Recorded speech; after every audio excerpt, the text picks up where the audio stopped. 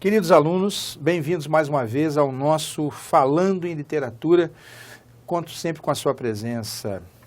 Hoje, nossa conversa é sobre o pré-modernismo brasileiro, que é nada mais, nada menos que um período de transição na história da literatura brasileira, né?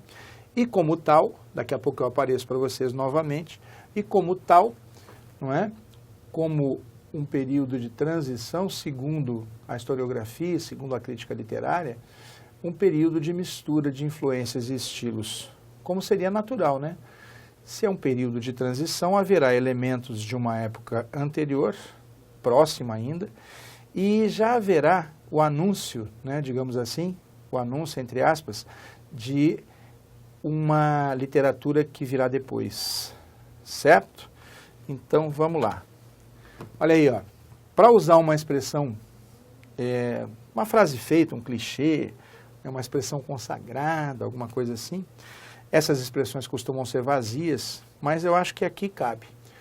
O pré-modernismo brasileiro, gente, é um saco de gatos. Você vai encontrar de tudo. Você vai encontrar uma obra revolucionária como Os Sertões, de Euclides da Cunha. É revolucionário, João? É muito revolucionário. Nunca ninguém tinha feito nada nem parecido, né? Um tratado histórico-sociológico, biogenético, geográfico, geológico, artístico, de um episódio, ou baseando-se em um episódio que foi a Guerra de Canudos. E com uma linguagem extremamente particular e especial. Você vai encontrar algumas narrativas medíocres, né? Isso quem diz é o João Marcos aqui, tá? É o João Marcos. E parte da crítica literária também.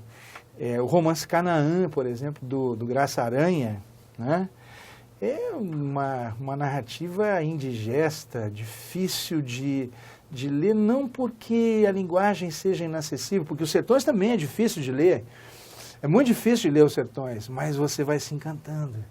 E com o Canaã não há encantamento, é uma coisa lenta e cansativa, e nada sai daquele mesmo lugar, e o Milkau e o Lenz, dois imigrantes, e não sei o quê, estranhando uma terra nova, e não sai disso, e são centenas de páginas enfadonhas, né?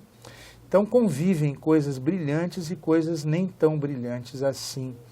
Nós vamos ter o avultamento de uma literatura também criativa e voltada para aspectos populares, como o que produziu Lima Barreto na literatura brasileira, tudo na mesma época, né? Então uma mistura muito grande.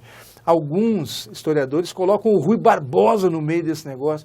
O Rui Barbosa, a gente entendia, o Rui Barbosa, com todo respeito, entendia muito de jurisprudências, né, e de leis, e etc. Ele era um grande orador, era uma pessoa brilhante naquilo que fazia, mas nunca produziu uma linha de literatura. Nunca produziu uma linha de ficção, de textos criativos, né, brilhantes, inteligentes, marcados pela arte da linguagem. Não. João, e a oração aos moços? Gente, tem tanta coisa mais interessante, não é não? Então nós temos, na verdade, uma grande mistura. Alguns historiadores também colocam o Augusto dos Anjos no meio dessa coisa. João, mas o Augusto dos Anjos aqui eu tenho acompanhado, falando em literatura, está lá no simbolismo e tal. Mas alguns o colocam no parnasianismo, lá na gaveta do parnasianismo, outros colocam na gaveta do simbolismo, e outros o colocam aqui na gaveta do pré-modernismo. E o nome aqui espanta a gente um pouco, sabe? Porque, olha só, quem deu esse nome? Não foi ninguém da época, porque ninguém sabia que haveria algo chamado modernismo. Então, o nome dessa mistura toda é né? É pós-mistura. Legal? É uma denominação que vem depois, né? Como até costuma ser em alguns casos. Tá legal? Eu gostaria de que você tivesse uma ideia da cronologia, uma ideia geral e tal. João e o Monteiro Lobato. O Monteiro Lobato também vai estar no meio dessa mesma moçada, gente. Com propostas diferentes também, com alguns textos extremamente criativos, com outros nem tanto. Mas aparece como o grande criador da literatura infantil brasileira.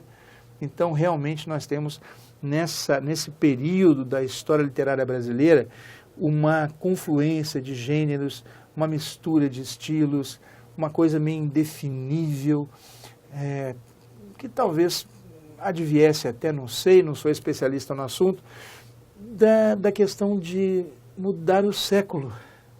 Não por razões astrológicas ou astronômicas, nada disso, mas o início do século XX, né, foi marcado por mudanças profundas nos costumes, na forma de ver a sociedade, na forma de se pensar a cultura humana geral e assim por diante.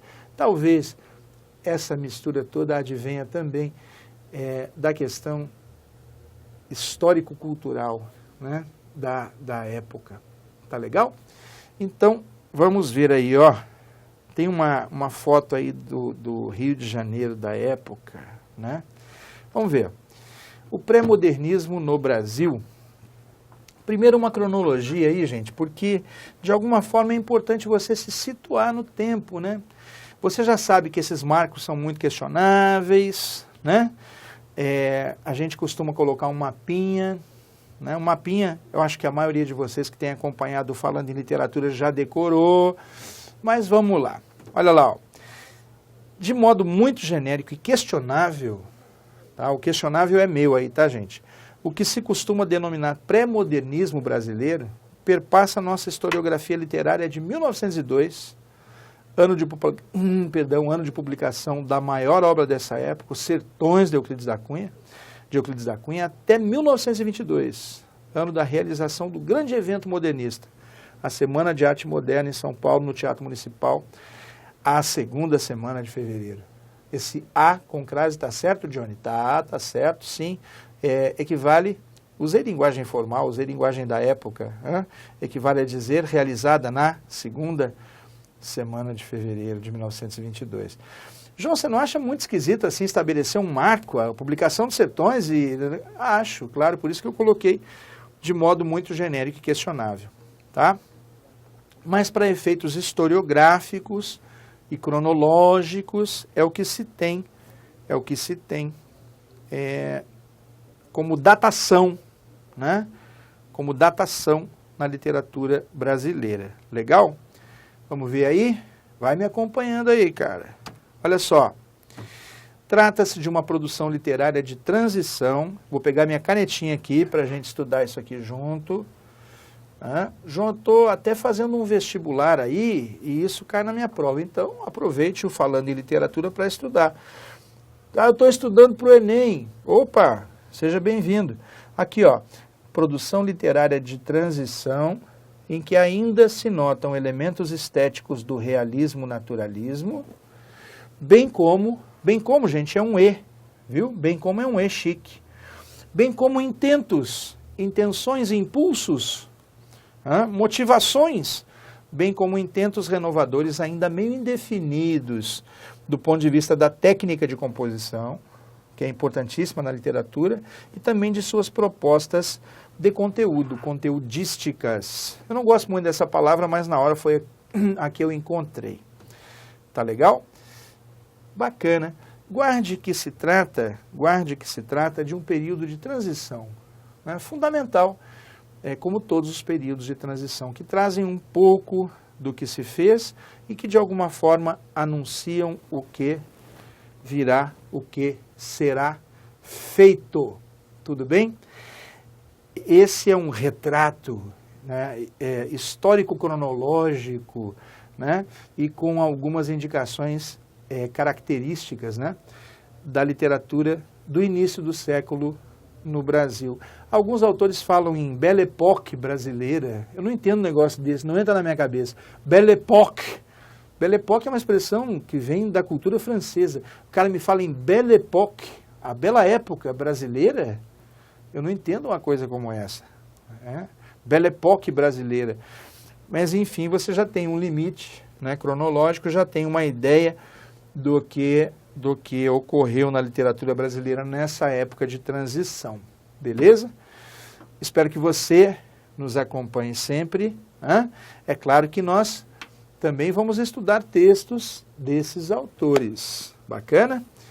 Valeu, moçada. Um grande abraço.